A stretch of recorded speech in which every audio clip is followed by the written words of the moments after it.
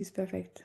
Okay, thank you so much. So thanks for the opportunity to speak. I'm associate scientist within the data assimilation research section within NCAR, and I'm just going to give a kind of an overview of some of the land DA activities related to the water cycle, and also try to tie that into the carbon cycle as well.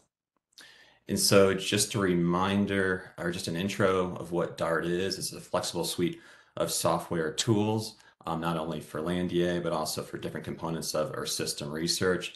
It's an educational resource. So in addition to open source software, we also have a bunch of slides and tutorials based on background theory, interactive MATLAB scripts, especially for new users, people being introduced to Ensemble Common Filters. We have a fairly large user community. Along with that user community and the Dart team, they contribute open source code. And so this includes different model interfaces for land DA. Some of the most common land surface modeling work is the community land model, Wharf Hydro, and NOAA. I'll talk primarily about CLM today. It also includes observation forward operators, a variety of assimilation algorithms, kind of the standard ensemble common filter approach, the rank histogram filter, more used for non-Gaussian distributions of state, and also coming soon, quantile conserving filter, which is really useful for bounded quantities. And we also include adaptive inflation, which is a very useful tool in order to maintain ensemble spread during the assimilation to avoid filter divergence. And so all these contributions are reviewed and tested and made public on GitHub. And so I just wanted to start off with the atmospheric reanalysis ensemble product that we use to generate spread for many of our land DA activities. This is a CAM6 reanalysis product, and this was led by Kevin Raeder. So on the left here, we're just showing an example of the variety of atmospheric observations that are brought to generate this ensemble product. Everything from conventional radiosonde observations to aircraft to satellite measurements that record cloud drift winds or atmospheric density. And so this generates an 80-member ensemble of equally likely realizations of the atmosphere, which we use to drive our land DA activities like CLM. So just a quick review on the methodology here. So DART takes a Bayesian approach where the update, the analysis step posterior is based upon our prior understanding of what the state distribution is. In this case, it's a model CLM generated forecast. And then we also include information from the observation likelihood function, which is based on Earth system observations. This could be in situ, flux tower observations, or remotely sensed observations. And so the PDFs here are just reiterating the same thing. A bit more detail what's going on. As I mentioned before, the atmospheric reanalysis, the CAM6, there's many different realizations of that, of slightly different atmospheric conditions. That's been really effective at generating slightly different CLM conditions, ensemble spread, to calculate the model covariance. So we run that forward in time in forecast mode. So we come upon an observation and we use the output from the land surface model to obtain an observation estimate at that time. We update that with a real observation, get the posterior, and then we regress those increments on the unobserved variables within the model, bringing us back into model space, and then we reiterate this cycle for as many observations as we have. And so just an example of some of the work that we've done so far with collaborators. So this is an example of using CLM45, assimilating in the ECV, CCI, the ECA product into CLM. And here on the right is just an example of the improvement that we've seen across the domain of China as compared against the ERA 5 benchmark. So this is correlation. So on the left, we have CLM the open loop run. This is a CLM DART, the assimilation product, showing a strong increase in the surface soil moisture, the top 5 centimeters correlation there. So it looks beneficial for the surface. We also took a look at the impact on the subsurface behavior. So here we're just focusing on sites on the eastern part of China within 2 provinces. So 4 different site locations. We have vertical profiles of soil moisture from the surface, about 0 centimeters, all the way down to 100 centimeters. And here again, we're showing a comparison between the open loop CLM run and the CLM Dart reanalysis run, and showing a step change in these cases of all 4 sites of increased correlation with the site level observations in this case, which has implications for not only the surface soil moisture, but also for the carbon cycle, which perhaps I'll allude to later. Another piece of work that Daniel had led on this is the impact of including CDF matching before you do the assimilation. So I know this was mentioned before, but just a reminder of what that does. It basically takes your basic data product that you're using in case the soil moisture, and then converting that into a CDF that looks much more like the open loop model. And so what that looks like at a time series for this product is the ECV CCI observation product is more moist, has a higher soil moisture compared to the CLM open loop run in blue. When you apply the CDF matching, you remove most of that bias, but you maintain most of that short scale variability in the product. And so what he did was evaluate the performance with and without CDF matching. This one on the left, we have statistics, or right here we have statistics of the correlation with, again, with the ERA5 benchmark, the correlation and the unbiased RMSD. On the left is the open loop CLM runs.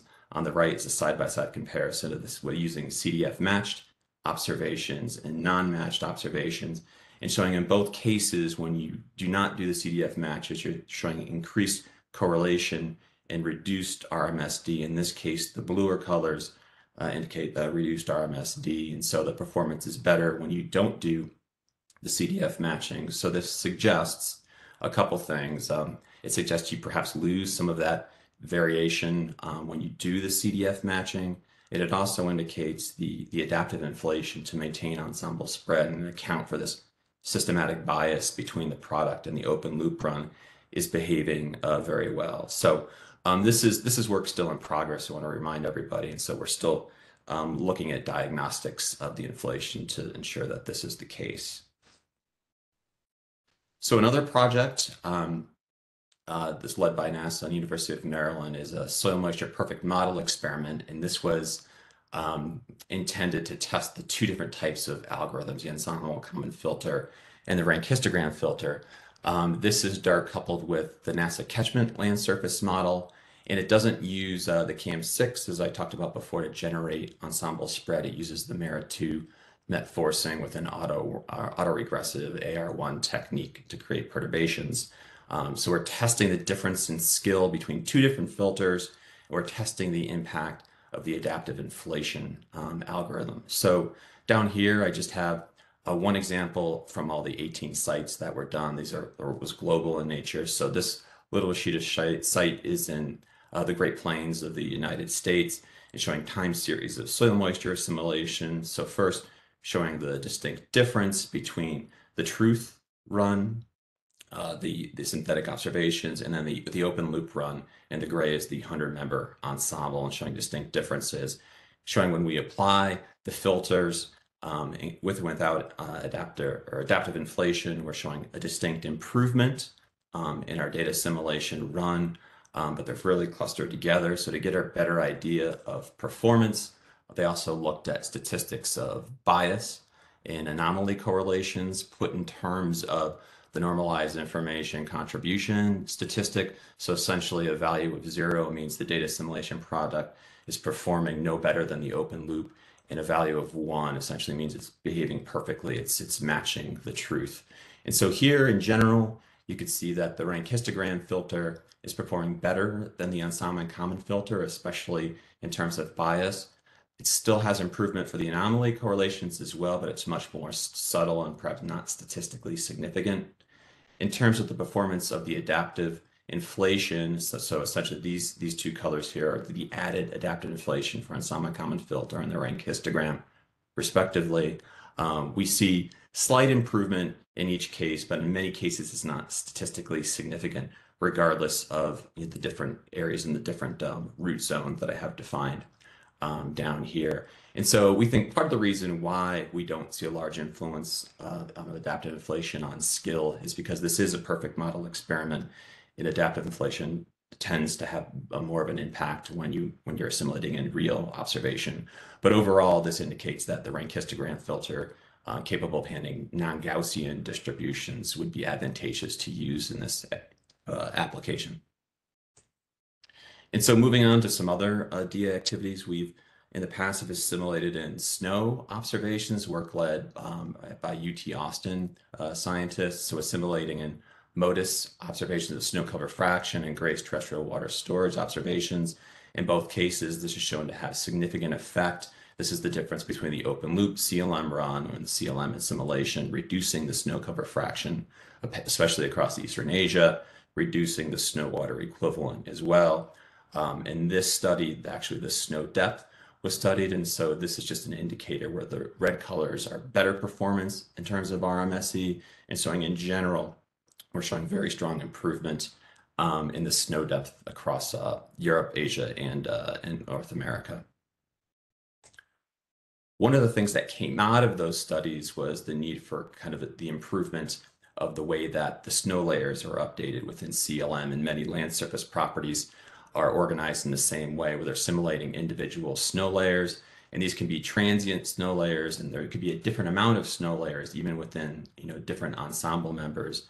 And so if you're looking for this example, if you're looking to update the snow water equivalent with a real observation and applying increments on the x-axis, and you're looking to regress that update on the prognostic snow layer property as shown here, there's no guarantee that when you apply those increments to the individual layers and add them all together, it would be consistent with updating the total column directly. And so what we've done or just implemented in the software is more of a two-step kind of repartitioning, where the filter itself, the DART filter, when it does the update with the model estimated SWE and compares that to the observation, it updates a diagnostic variable, the column SWE, and then outside the filter, we repartition that into the different surface layer properties to maintain the same relative distribution of the prior. But this guarantees that when we sum the increments, that'll equal exactly the update of the total column. So the other advantage of this approach is that not all of these layers exist for all the different ensemble members potentially. And so this gets around that limitation. So I just want to switch gears a little bit and talk about implications for the carbon cycle. And so the challenge of monitoring the terrestrial carbon cycle and focus on two different regions that collaborators have looked at, both the Western United States and the Arctic Boreal region, two regions that are strongly influenced by climate change, and looking at the influence of DA. How can we use DA to improve bottom-up modeling to estimate land carbon change, land carbon exchange in land surface fluxes? So this is just a big overview of some of the studies that we've done, looking at the assimilation of leaf area and biomass over different domains, the Western United States, the Arctic Boreal region, and across the globe. There's a bunch of different colors here, but the main storyline here is that when you include observations of leaf area and biomass, you see strong reduction over the domains compared to the open loop runs. And that seems to be the case most everywhere except for perhaps South America and Africa in terms of in CLM. So when you do this large reduction in biomass for the simulation, what implications does that have for the carbon fluxes? And so on the left, we see what the seasonal carbon flux does for the Western United States, broken down into the component fluxes of GPP, photosynthesis, the uptake of carbon, and the ecosystem respiration, the release of carbon. And so the black is the open loop, the red is the assimilation run. So as you might expect, you see a reduction in the seasonal cycle of GPP and for ecosystem respiration. In both cases, these become more consistent, more aligned with the FluxCom benchmark flux product. If we also look in the Arctic Boreal analysis, here we're using ILAM benchmarking software, which evaluates the assimilation performance based on bias and RMSE. In this case, better performance is indicated by the blue, worse by the red.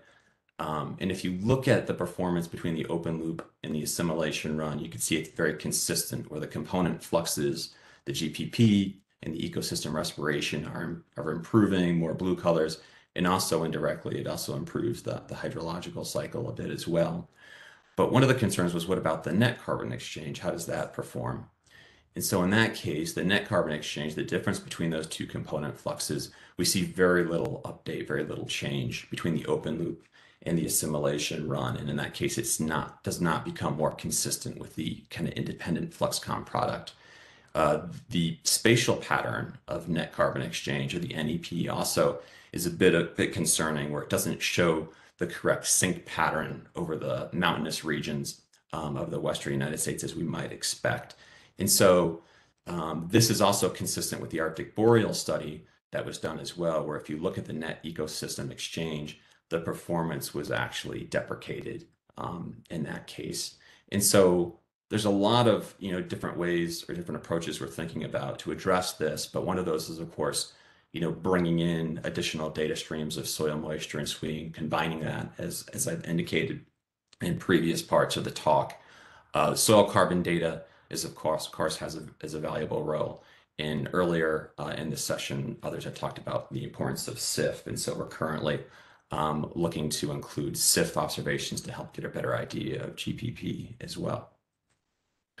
And so just wanted to give a shout out to the new webpage documentation that the CoreDart team has improved over the last few years, led by Helen Kershaw and Ben Johnson. And so if you're interested, here are the links there. And also, we've made a lot of effort into making the system approachable to newer graduate students as well. So including many different tutorials about the theory behind non-Salmon common filter data assimilation, and also for models that are really complicated like WRF and CLM, including specific tutorials to get people started there. And with that, I can take any questions. Thank you. Thank you very much, Brett. Quite a large range of activities. There's a question in your pad from Michel Berthold. Great talk. Did you compare CDF matching against no CDF matching, soil moisture data assimilation, also for the anomaly correlation with ERA5? He's wondering, was the no CDF matching case here also beneficial?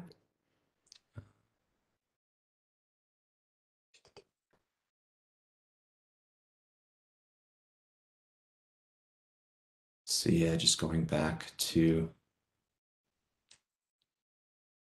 that slide.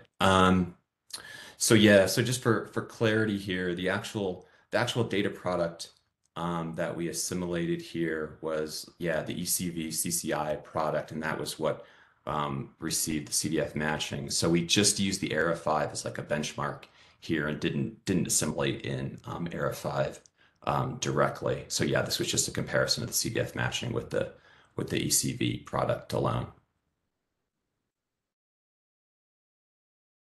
I was wondering, for this particular part of your talk, did you evaluate this on other regions where you have in situ observations? No. Thus far, yeah. So thus far, the work that we've been doing was just evaluated within those eastern provinces of China. We haven't expanded it to other parts of the globe, or at least I haven't presented that here. And then the other work that I showed was synthetic observations. But yeah, the intention would be to try to expand these to other parts of the globe as well. Okay, so let me have a look. I have one more question. I think we have time maybe to take one more. So you've shown these three components of your talk related to soil moisture and also carbon fluxes, and I think on slide 13 my connection unfortunately dropped out just, I think, when you were addressing this point. I wanted to ask, but I think you said it, if you are planning to do any multivariate data assimilation. So is it what you said on this slide? Because I lost the connection at when you Yeah, so that would, I mean, so that would be, yeah, we're trying to head in that direction, especially for, yeah, the Western United States. One of the goals for that project would be to assimilate in snow water equivalent information and to see how that, yeah, multivariate assimilation influences the seasonal pattern of the carbon fluxes, for sure. Being a, yeah, water limited region, a semi-arid region, we expect that to definitely, the assimilation of those fluxes definitely to play a role. Yeah, okay, great. Well, thank you very much. I think we can close